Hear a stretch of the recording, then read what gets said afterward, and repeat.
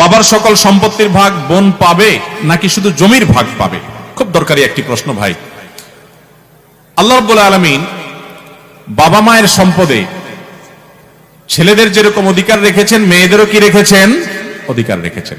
এই অধিকারটা শুধু জমি জমাতে না, সকল সম্পদে, এমন কি বাবার ঘর, বাবার আপনার আসবাবপত্র, ব্যবসা বাণিজ্য, কল কারখানা, দোকানপাট, ব্যাংক ব্যালেন্স যা আছে, এই সব কিছুর মূল্য নির্ধারণ করে সেখান থেকে আনুপাতিক হারে মেয়েদেরকে দিতে হবে।